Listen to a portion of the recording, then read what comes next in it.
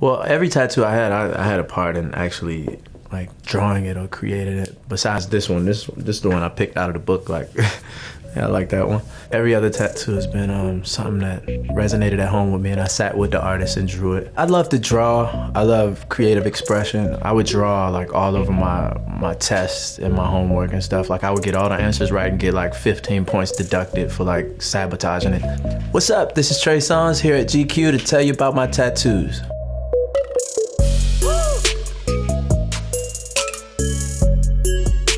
The first tattoo I ever got was a cross on my right arm, and it reads, "Only God Can Judge Me." I think it was Tupac inspired. Tupac had like an "Only God Can Judge Me" tattoo, and Pac was like a big influence. And I knew that if I had a cross and "Only God Can Judge Me," that my mom could only be but so mad. So I got it. I was like 16, 17.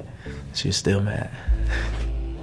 I don't know how many tattoos I have, because like this is one tattoo now, even though it was like 4 sittings. This is a tattoo, but it all looks the same. So to me, it's just one. If I had to say which tattoo of mine was my favorite, it would probably be the tattoo on my chest. It's a prayer that I wrote. It reads, "To God I pray, may April showers rain on her forest and grow the strength that started with one rose." Now, Rose is my grandmother, Forest is my younger brother, and April's my mom. Praying that she has the strength to raise him to be as strong as her mother raised her to be, if that makes sense.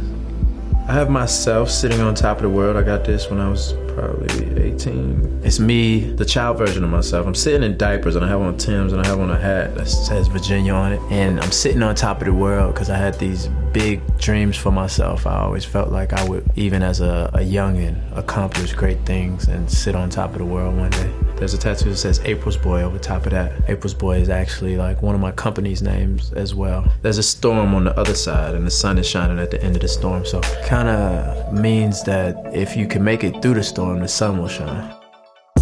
I have a tattoo on my wrist that is, I wouldn't say is my least favorite, but it's a tattoo that was in the moment. I got it with my girlfriend at the time, and I haven't covered it up yet, so I guess that means something within itself. It's actually our initials and a infinity sign, and obviously we're not together at the moment, so the infinity sign is kind of like tricky.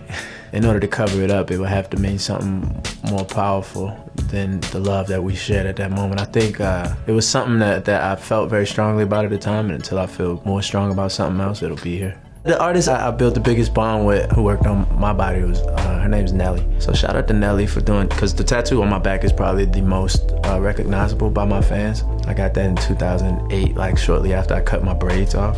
So shout out to Nelly. Every time I left the house, my grandma would say, even if I left for 5 minutes or I left for a couple weeks or months or whatever, she'd say, "Watch your back."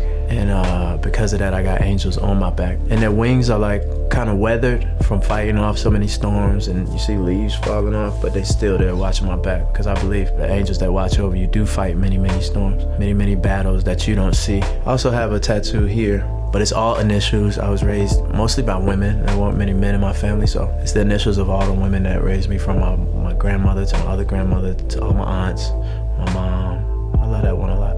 What I would say to anybody thinking about changing their body permanently is make sure it means something of great significance to you. I know some people do it just for the art, for the creativity of it all, but I think you should study the artist. Make sure you got somebody that you know is dope, somebody that has work that you like, and be safe.